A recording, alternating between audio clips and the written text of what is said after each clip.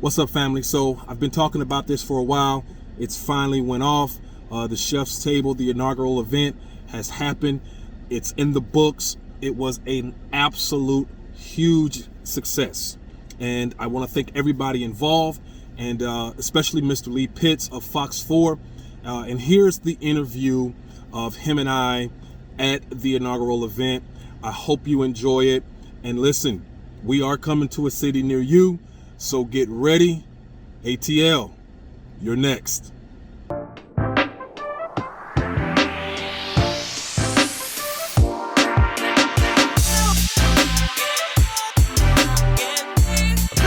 Let's get into, first of all, let's get into this event tonight. Mm-hmm. Tell me the impetus behind this. Why did you decide to do this type of an event tonight? Okay, so as you know, I've owned a couple of restaurants, and it's an absolutely brutal business, and I just got so sick of it. And so I joined this organization called Chef Culture, and it's a group out of Fort Lauderdale, Miami area. So I started doing a lot of chef demos, live chef demos. I would travel all over Florida doing them for Winn-Dixie in conjunction with the Chef Culture. And one day, a guy kept walking by my stand, and he said, "Hey, do you know anything about wine pairings?" I'm like, "Yeah, I come from fine dining." And he said, "Give me your business card because I would love to have you come with me and cook live for wine pairing so I can sell my wine to my clients." I said, "No problem, but I don't have a business card." And he says, "Well, give me your EIN number so I can know how to pay you." And I didn't have any of that. And so I went back and I said to myself, I just blew a great opportunity. Now, at the time, I was picking up, little events here and there. And I said, you know what? I think it's time for me to make myself a business. Okay. And so in February, I started getting legalized. And I said to myself, you know what? I'm just going to go all out. Got the website going, got my paperwork together, got legalized. I'm an LLC now. And I was ready to go. I had a lot of things planned, a lot of things lined up to do. And then everything fell through. But what it did was it allowed me the opportunity to start a YouTube page and start doing YouTube content. And it also allowed me to refine my business model. Mm-hmm. So I got the website up and running the correct way, just tied up a lot of loose ends, making sure that once everything was over with, I was ready to go. And so that was one of the most important things to me. Your YouTube channel is very popular. I watch it sometimes. You have a strong social media presence. How can people follow you on social media? Look at all your channels. All of my social media tags is Yes Chef Creates. That's Facebook, that's Instagram, and that is also on YouTube as well. Mm-hmm. When people look at you and see you as a role model, how does that make you feel?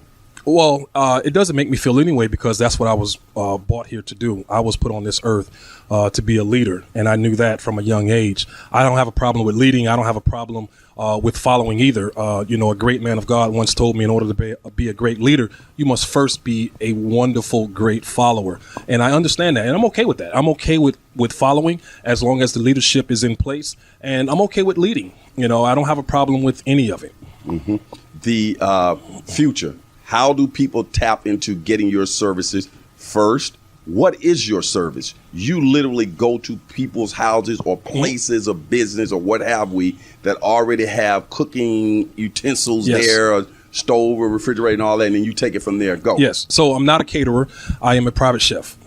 When you hire me for my services, you're hiring me to come to you with nothing but the idea of cooking in the establishment that you're at, whether it's your vacation home, your Airbnb, your permanent residence, some type of banquet hall, or whatever type of function you have, is as long as there is a place to cook, an oven, stove top, deep fryer, warmers, refrigerators, running water. I've seen you cooking birthday parties, seen you at people's houses and everything. Oh yeah, I actually just came from 4 days last week of this family of 6. They were from South Carolina. And South Carolina and Atlanta and Orlando, actually. And they found me and they said, hey, man, we're coming down to your neck of the woods and we would love for you to come and cook for us for 4 days. So I cooked breakfast and dinner for them for 4 full days. Wow. So that's what I do. And with this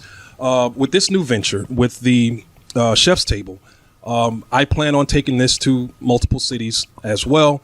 And, just getting a fan base of people who are interested in something like this, just to have a good time, to be grown, to be sexy, to be catered propose. to. You can propose, bring out the wedding proposal on a nice atmosphere, and have a chef standing there all smooth. And just in case anybody, you ain't heard it from me, but there's something brewing for Valentine's Day. Okay. So we'll have more information on that later. Okay. Now, let's go to the concept. You work with them, they lay out the menu, you make some suggestions. Yes. And then you price it all out, different scales, different types of menus. Yes, exactly. So if you want chicken. I see you over there taking all this in, Benita. Go ahead. If you want chicken, fine. But don't think you're going to get the filet for the same price as the chicken. Right. The cost is in the food, okay? That's just that simple. So I want to cater to not only my clients' needs, but also their budget. Mm-hmm. Everybody doesn't have it to spend, like these last 6 people who came down and spent an astronomical amount of money to have me cook for them. Everybody doesn't have it like that. And I'm okay with that. If it's something small that you want, okay, we'll go from there. I am not the cheapest person. I'm just pay not. For what you get, though. Exactly. And I got stories, but if my services is according to what I prepare, how I prepare it, and a lot of times people don't even think they can afford certain things until I lay it out for them. Right. I'm not trying to rip anybody off or rob anybody blind. I'm trying to give you value, and if you can't understand value, then I can't make you understand that. Now, you have a substantial background, impressive background as a chef. I want people to get a feel for who they're paying for. Tell us about your background there. So my background is basically fine dining, but I have worked every single position in the restaurant, from the front door to the back door. Even as an owner or as a general manager, I've washed dishes in a pair of nice shoes and nice shirt, washing dishes. I've been on the line and had to take my suit jacket off and jump on the line. So I've come from a place where I was taught that yes is the answer. Now, what is the question? That's where I come from. And so when it came to my management skills, I had to learn that. No one taught me. I didn't take a class for that. When it comes to being a chef, I didn't take a class for that either. But a chef is not someone that can cook. A chef is an administrator, just like a preacher can preach, but a pastor pastors. Mm-hmm. They're 2 separate things. So being a cook is, you may be a great cook, but are you an administrator?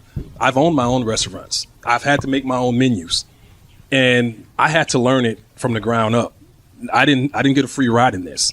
Mm-hmm. And so, my viewpoint and the way I want to approach everything is,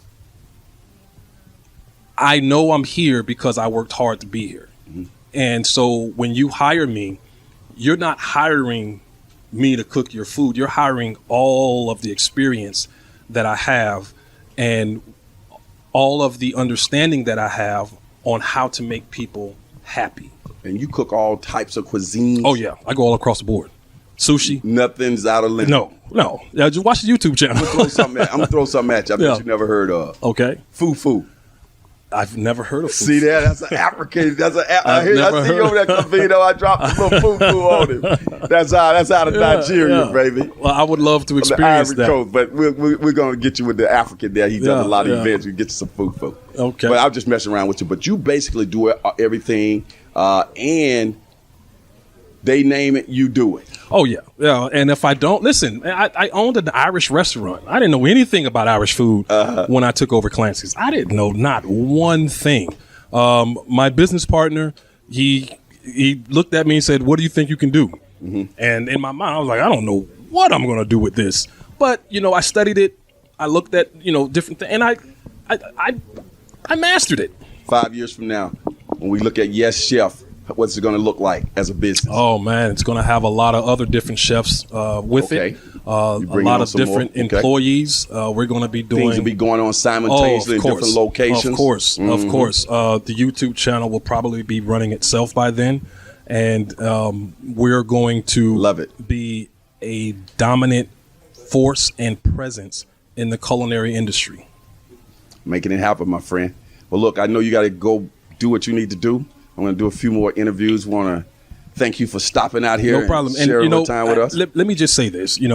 You are a pillar of our community. I from the first day I met you, almost 10 years ago, you have been nothing but gracious. You have been nothing but supportive of me. I've seen you be supportive of other people as well, but I can only speak to me.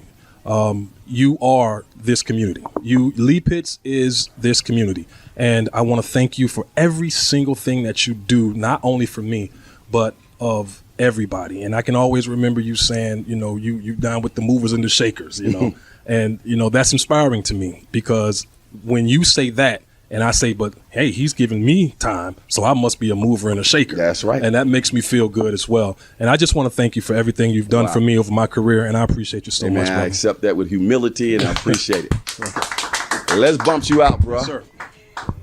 And I'll leave you with something, man. All right. While you're climbing the ladders to success, never abandon your own community. Mm-hmm.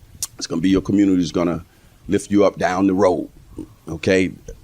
You're going to always have your little hiccups here and there. Mm-hmm. You give people a good product. They experience your product over a period of time. Then it starts. So it all starts off with a raindrop. Mm-hmm. And then it makes its way to a glass of water. Then it becomes a bucket of water. Then it becomes a bathtub of water. Then it becomes a lake, and then an ocean. So right now you're right around that bathtub. Mm-hmm. Next thing gonna be a lake and an ocean, and then just go sailing on into success, my friend. That's right. That's right. All right, so as the saying goes on this particular show, for those who say it can't be done, they're usually interrupted by those like Yes Chef, headed by Chef Trove, right out of the Fort Myers community. Is it fair to say Dunbar? Oh yeah, I was born and raised in the projects. The pride of Dunbar. Yeah, Which projects? That's right. The old projects. Southward Village. Okay. The old projects. Southwood Village. Oh man, Southwood Village's finest. I loved being raised in that place. I had a great childhood. Okay. Well, a lot of people want to talk to you, man. They're looking at you. Johnny Streets, of course, is here, the famed city councilman, and we got a lot of the politicians here, as well as a lot of people in the community. So you kicking off in grand style, my friend. Thank you so much, Mr. Pitts. We'll be right back.